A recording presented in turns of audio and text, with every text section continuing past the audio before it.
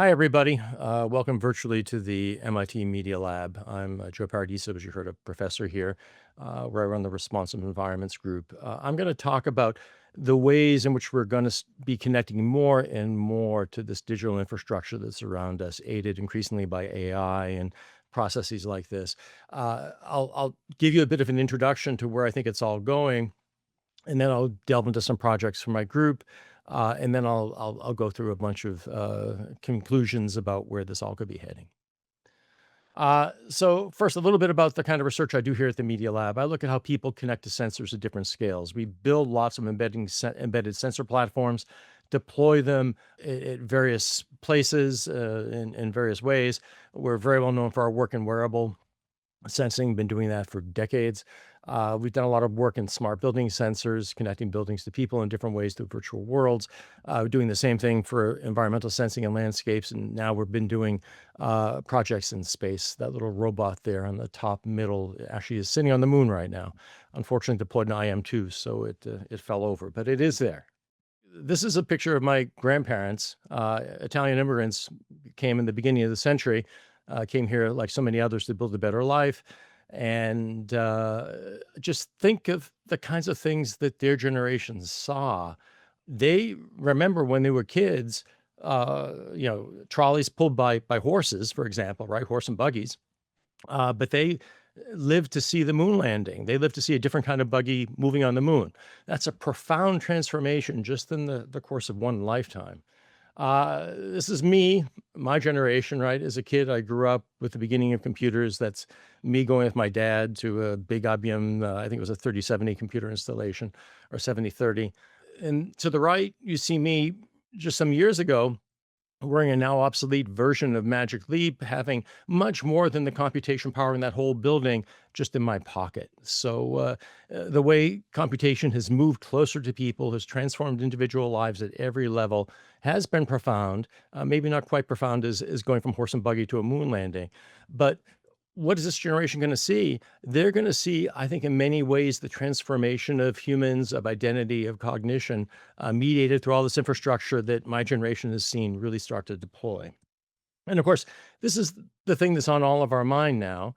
We have AI now. This is Norbert Wiener, famous character in cybernetics, real pioneer in these kinds of things here at MIT, real legendary character in many ways. Talking about this already in one of Boston's more sensational papers back in the day. So, people were worried about it. Norbert was off a little bit. But we like to see this instead now, right? Now that we have machines that can think in different ways, if you want to call it that, we don't see it replacing people, but rather extending people. How can we develop human AI systems that will enable us to do more than what we can do as individuals? So this is one place that we've been doing some projects in this space. This is Jordan Rudess. Some of you may know him. He's one of the best keyboard players on the planet. He is the keyboardist of the famous band Dream Theater, but whenever you want to show a keyboard virtuoso in rock, Jordan is kind of the go-to person. Jordan is fascinated with technology, loves AI, and we got to know him over the last years and started a collaboration with him to look at how AI can augment skilled musicianship, not replace musicians, but enable them to do in live performance more than what they could normally do, even a musician as talented as Jordan is. And I think in many ways, music is really at the edge of this whole frontier of human-computer interaction, where you have an intimate, real-time interaction between a human and a machine in a performance that has to work at many, many levels. So it's a great way to explore concepts that I think have much broader applicability. So we built a model, an AI model of Jordan's playing and using a transformer model, essentially like what people do in large language models, but using musical phrases as opposed to text. And we had Jordan play in many different styles, built a few different models of that. And then we enabled him to leverage that in performance. So he could play off of a musical brain of his, basically, that could anticipate what he was doing in different ways. So here's Jordan in a live performance we had about a year ago here at MIT. He's doing his wonderful style of playing, giving input to the AI while he's playing. AI responds. And you can see the thing in the back is moving in a way to suggest what the AI may be doing. It's a whole other frontier. Jordan plays again, kind of pushes somewhere else. AI is doing off what he did, bring it in a different direction. Jordan kind of brings it home here. So this is, again, an intimate interaction between a skilled virtuoso and an AI model trained on what he can do. What happens if you don't have the virtuoso playing with his own model, but you have someone that doesn't play nearly as well? And someone like me, I can play some keyboard. I'm far away from Jordan Rudess, but now I have the master at my disposal. And in this model, it would listen to the notes I play, and when I pause, it plays what Jordan's model thinks is the best chord. Again, trained on Jordan giving input. So here I am, playing at my limited ability, but I've got one of the best in the business kind of reaching over my shoulder and augmenting what I'm doing. And I didn't want to stop this. This was at the NAMM show last year. We had a special demo suite, and Jordan was bringing other people in to see it, but I had to keep going. So again, it hints at where this can go. But of course, you don't even have to be alive to have this kind of augmentation in a way. Marvin Minsky is one of the pioneers of AI, colleague of ours here at the Media Lab. Passed away really before you saw the large language models and AI starting to come into prominence a few years ago. So he never saw it. But he was an avid pianist, and his family gave us many recordings of him playing the piano. He would improvise fugues. So this is an example of one. So we trained up a model on Marvin, and here he is playing a player piano. So this is Xiao Xiao, a researcher that collaborates with us on this. So that's Marvin playing, Marvin's model, not Marvin in real time. This is something Marvin never played, but it's honed on his playing. And Xiao can answer it. And then the spirit of Marvin responds.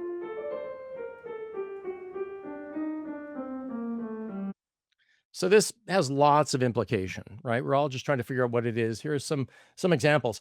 It certainly has tremendous possibilities for pedagogy. You have the hand of the master, as I showed before.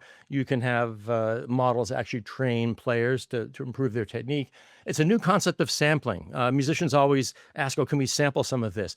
This technology doesn't sample the audio, it samples the style of the artist. It captures their zeitgeist, so to speak, right? Not their bits. So then you can start to paint a track by the virtual artist over your own piece that adapts to what you compose. You use it for extended live performance like we have. Ideally, there's a royalty share that comes to the artist who contributed to the model. We're talking with other people around here at MIT and with Jordan on ways to do that as it moves forward. And of course, eventually you can rip this from the recordings as we showed from Marvin. So this is just a very fast moving road. We're exploring ways of adding expression modulation to the model, improving, extending it, ways to accommodate and incarnate the AI's contribution and intend visually for the audience and performers as well. That's the whole thing. How do you manifest the AI on stage? Another place we've looked at in the group is buildings as what we call prosthetics, extensions of people, right? So buildings ideally serve many functions, but they want to keep you comfortable and productive. Can we start tapping into how humans react to have that be kind of an automatic extension? This is a project we did years ago, 2009. It was a wearable that measured lots of things, including temperature, humidity, where you were, how you were moving, but you could label it with those buttons on the side if you were hot or cold. It was long before we had smartwatches. And it would build a model of your comfort. And this is really interesting to us. It's not just to sense what you're doing, but to sense something that's intangible, like comfort, right? So we built a model of each individual so we could ground that comfort model with sensor data and then control the HVAC by whether you were comfortable or not and still try to save energy. We went further, though, and had whole rooms transformed. We had lighting change according to what you wanted to see, what you were doing, context-based models. But we also could transform a whole room to take you somewhere else based on how you were responding to it. We had sensors that you'd wear, the cameras that looked at you, looked at how you responded. The room would change. And the idea is to keep you focused and restored. So you're relaxed and you're in control. So here's an example, a scenario. Someone has time on their hands at work. So they're, just kind of doing leisurely activities here, but work comes in, emergencies break down, things break down, emergencies come up, and a colleague comes in with even more work. So the sensors detect stress, and they transform the room to bring the occupant into a state that's more restorative. For him, it happens to be the woodland setting. He feels more in control, starts engaging with work. The sensors pick that up, and go to a space where he's better suited to flow, which in this case is a library setting. In this case, the sensors were recording the features. We could classify it in that affect space, and we could transform the room. That wasn't closed loop. That was mocked up. This is closed loop. So it's actually working here. You can see the sensor data. On the right, you can see the state, and we're trying to get her state up in the upper right quadrant. We're changing the image and reweighting the images as it adapts and learns. And we built wearables to try to sense things that are intriguing for that. And as we start getting into these intimate interfaces, sensors not only look out, but actually look inward, try to gauge your cognitive load, your affective state, so that interfaces can moderate themselves to be more amenable to what you do, to focus your attention. I think these are more and more important. And the Captivates glasses that we had a whole variety of sensors, including thermal sensors around the glasses to look at blood flow differences across the head. Those are related to cognitive load and other things. So we have other sensors, eye blinks, how you move your head, things like this to try to do this. And we're also looking at incorporating environmental sensors. You can actually measure the air you breathe right above the nose, so you can see how buildings affect your performance as well, because you're measuring the air quality, for instance, in the building. You're measuring these other parameters and seeing internally how you start to react to it. So we've done many studies with collaborators all over the world on things like how buildings affect people's performance. Also, the world is going to push back on us in many other ways. This is another project we're looking at. Distributed actuation around the body. In this case, it's a distributed haptic system. These things can vibrate in different ways. You can program different kinds of haptic scenarios. We're looking at something that isn't entirely physical, like a drone swarm. How do you connect people to something like this so they can actually feel it, right? If the drones are going to be hitting an edge, a wall or something like that, you can feel it in the right part of your body. You can feel it if they're going to constrict, if they're coming out, or if there's a different kind of a threat to the system, if there's something they notice. You can feel it across your body spatially, not just see it visually, which can be very effective in, again, improving human performance. It's a collaboration with a drone group at APFL, haptics experts in Toronto, and my student here, Sam, at MIT. This is the last thing I'm going to talk about. It's intriguing to think about how you connect to all this information when there's sensors covering the world that are networked. Can you start thinking about how it changes the feeling of the here and now, how it really affects our sense of place? We wrote an article in Scientific American about it. I was just in San Diego a couple of years ago giving a colloquium for the computer science department at SDSU, home of Werner Vinge, professor there, one of the real visionaries in speculative fiction, science fiction. He wrote the novels that really paved the road to give a feeling to what this world would be like, where you could begin to play with perception this way through networks. Very influential on me and people like me that work in the field. This is one of the main places where we tested it. We have many test beds for these ideas in my group, but this is a cranberry farm that's just south of Boston and Plymouth. And one of my retired faculty colleagues co-owns it and turned it into a beautiful wetland preserve. And we built sensors to monitor that process and see what happened in the wetland afterward. Lots of sensors in the soil, but lots of other sensors there. We're good at making these. We made over 200 of them, put them in different kinds of conditions. We worked with wetland hydrologists to see what was happening with rainfall and different kinds of thermal events on the property. So we did some scientific work with it. But for me, the amazing thing is using these systems to explore being virtually somewhere else. So I can virtually visit a model of the wetland with real-time data from our sensor network tunneling in, both as visuals and, for instance, here is music. So the music you're hearing is driven in real time by the sensors. Every time one updates, you hear a little pluck. The timbre and the pitch related to temperature and humidity. And of course, it's a virtual world. You can walk around and explore it. The animals that are there eat the sensor data, so to speak, and change their appearance according to the history of certain kinds of parameters. This is another musical mapping, much more spatialized. And you can hear the different conditions as you approach to the different sensors. Totally different world, totally different way for the sensor information to come up and touch people. And you asked the question as well, perhaps, what happens if you're physically there? Can you start augmenting your perception? And we thought about doing AR glasses and so on. Lots of people are doing that. We didn't want to get in the way of what you see and hear, though. We went for bone conduction audio. So it doesn't cover the ear, it adds information. We have microphones all over the place. We know where you are with GPS on your phone. We could detect where your head was by an IMU that we had on the sensor. So we could have the sounds come up from the microphones as if your ears were way out in the marsh, right? You're expanded by this. This is one wearable I built that I never wanted to take off. We had many people try it. This is Dan Gager, distinguished scientist at Bose at the time, designed most of their earbuds and headphones. This is something he had never experienced before. As I move my head, this is a naturalist we work with. The tree birds. And now I'm hearing more ducks and geese and froggy frog. And I put on my supersonic. This is a way we could focus the perception to look just ahead of you. And now that's really all I'm getting. So I'm fascinated with these interfaces that bring reality closer to us, that don't abstract it away. And I think there's new experience, new ways of interacting with the world that are really nascent there.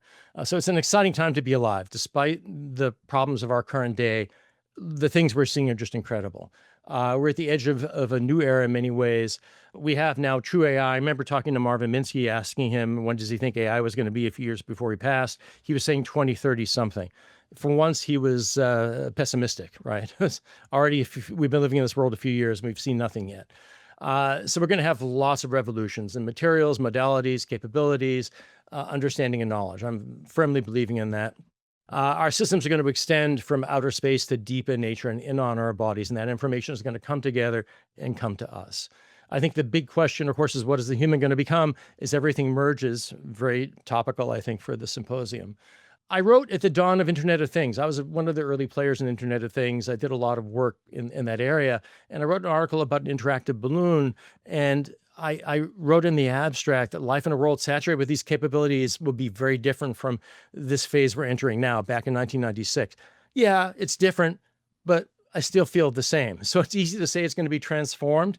And afterward, we look back, it was, but it wasn't. I think it will be transformed. So it's going to be a different world. I think one of AI's tasks as it integrates with us more and more will be to keep us busy, right? Teach us to be able to function without it. The great novel by Charles Stross, Accelerando, there was a part where the protagonist lost his smart glasses. He had more or less plasticized to it, so he couldn't function without them.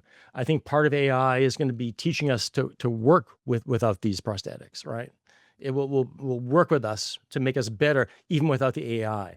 And of course, you have the doomsayers that say AI will take over, will destroy us. It's the apocalyptic scenario of murderous AI. I think that's that doesn't make so much sense. I tend to agree with James Lovelock in that great book he wrote before he passed, Novacine. It's counterproductive to be destructive. If it wants to supersede us, the best way to do it is to make us basically happy and make us busy and content, because populations in developed countries that are like this tend to naturally go down. I'm speaking outside of my area here.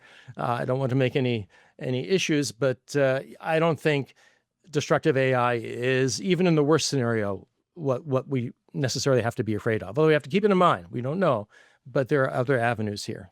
Maybe some that aren't so bad.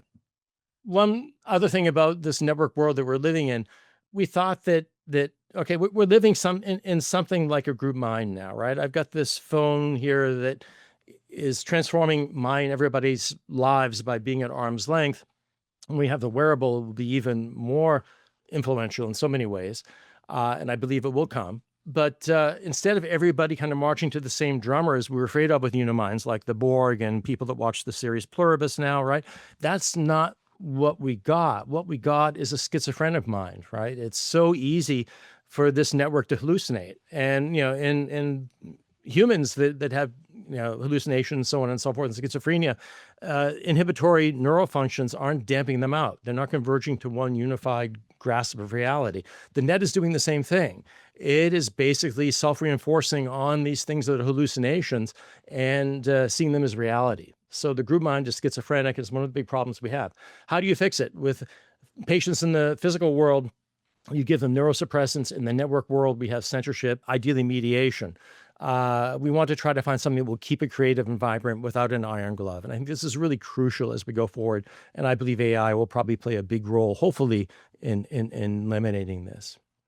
And finally, in this world, eventually, if you look as far as we can go, right, we wire into the computer, it becomes part of our awareness. These things are coming. I think they're still a little far out. Plenty is going to happen en route, even if you accept this as one of the endpoints. Again, I'm intrigued in ways we can connect people in a more full way to physical reality, like I showed in that last example with the bone conduction headphones.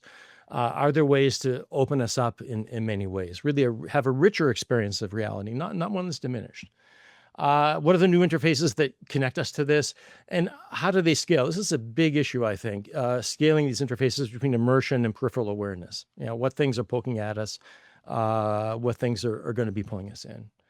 And finally, where does self stop and where does other begin? I think these technologies that connect us and mediate us really start playing with the nature of identity at every level. And I think this is one of the most poignant issues of our time. Where's this going to go? Thank you very much for your patience, and I look forward to the Q&A.